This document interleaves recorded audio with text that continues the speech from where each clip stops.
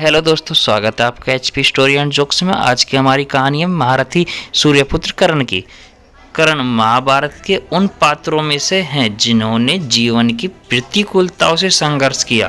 सर्वदा योग्य होने पर भी कर्ण को वह कभी नहीं मिला जिसका वह वास्तविक रूप से अधिकारी था। कर्ण का जन्म कुंती को मिले एक वरदान स्वरूप हुआ था।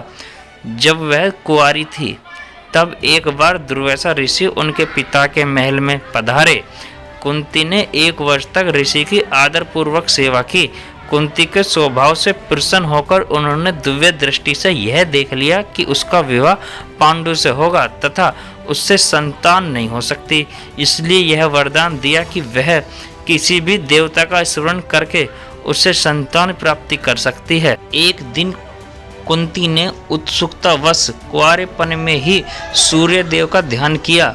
उससे सूर्यदेव प्रकट होकर उसे एक पुत्र दिया जो सूर्य के समान ही तेजस्वी था और कवच तथा कुंडल लेकर उत्पन्न हुआ था। अब सुंदर बालक देखकर तनिक उल्लास के बाद लोक लिहाज के बहस से कुंती चिंतित हो गई तथा उसने उस बालक को एक संदूक में रख गंगा जी में बहा दिया। गंगा जी में बहते कर्ण को महाराज धृतराष्ट्र के सारथी अधिरथ और उसकी पत्नी राधा ने गोद ले लिया तथा उसका पालन पोषण किया। इसी कारण कर्ण को राधे कहा जाता है। कर्ण की शादी वैशाली और सुपर्या से हुई थी। दानवीर कर्ण के अनेकों संतान थी जिनके नाम वृषसेन, चित्रसेन, सत्यसेन, सुसेन, द्विपाल, शत्रुंजय, प्रसेन, वनसेन और वृषकेतु थे। महाभारत के अद्भुत योद्धा कर्ण को कई नामों से जाना जाता है, जैसे वसुसेन, दानवीर कर्ण, राधे, सूर्यपुत्र कर्ण, सूतपुर, कौत्य, विजयधारी, मृत्युंजय, द्विजय, अंगराज आदि। महाबली कर्ण ने दुर्योधन से मित्रता का निर्वाह अपने प्राणों की अंतिम श्वास तक किया। कर्ण को उसके गुरु परशुराम और पृथ्वी माता से श्राप मिला था। इसके अतिरिक्त भी कर्ण को बहुत से श्राप मिले थे। महाभारत में अपने वीरता के कारण जिस सम्मान से कर्ण का स्मरण होता है उससे अधिक आदर उन्हें उनकी दानशीलता के कारण दिया जाता है। कर्ण का शुभ संकल्प था कि वह मध्य में जब सूर्यदेव की आराधना करता है उस समय उससे जो भी मांगा जाए वह वचनबद्ध होकर उसको पूर्ण करेगा। कर्ण के जन्म से प्राप्त कवच कुंडल के कारण उसकी युद्ध में शारीरिक क्षति होना असंभव था।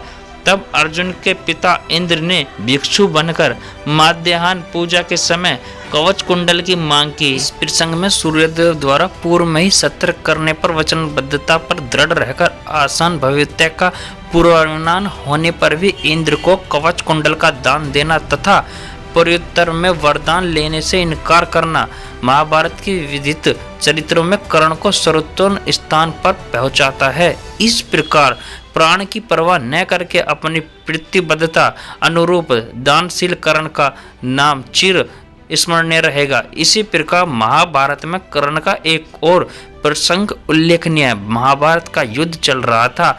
सूर्यास्त के बाद सभी अपने अपने शिविर में थे। उस दिन अर्जुन कर्ण को पराजित कर अहंकार में चूर थे। वह अपनी वीरता की डींगे हाँकते हुए कर्ण का तिरस्कार करने लगे। यह देखकर श्री कृष्ण बोले, पार्थ, कर्ण सूर्यपुत्र है। उसके कवच और कुंडल दान में प्राप्त करने के बाद ही तुम विजय पा सके हो, अन्यथा उसे पराजित करना किसी के वश में नहीं था। वीर होने के साथ ही वह दानवीर भी है। कर्ण की दानवीरता की बात सुनकर अर्जुन तर्क देकर उसकी उपेक्षा करने लगा। श्री कृष्ण अर्जुन की मनोदशा समझ गए। वे शांत स्वर में बोले, पार्थ, कर्ण रण क्षेत्र में घायल पड़ा है। तुम चाहो तो उसकी दानवीरता की परीक्षा ले सकते हो। अर्जुन ने श्री कृष्ण की बात मान ली। दोनों ब्राह्मण के रूप में उसके पास पहुंचे। घायल होने के बाद भी कर्ण ने ब्राह्मणों को प्रणाम किया और वहां आने का उद्देश्य पूछा। श्री कृष्ण बोले, राजन, आपकी जय हो। हम यहाँ भिक्षा लेने आए हैं, कृपया हमारी इच्छा पूर्ण करें। कर्ण थोड़ा लज्जित होकर बोले, ब्राह्मण देव, मैं रण क्षेत्र में घायल पड़ा हूँ। मेरे सारे सैनिक मारे जा चुके हैं। मृत्यु मेरी प्रतीक्षा कर रही है। इस अवस्था में भला मैं आपको क्या दे सकता हूँ? राजन, इसका अर्थ हुआ कि हम खाली हाथ ही लौट जाएं।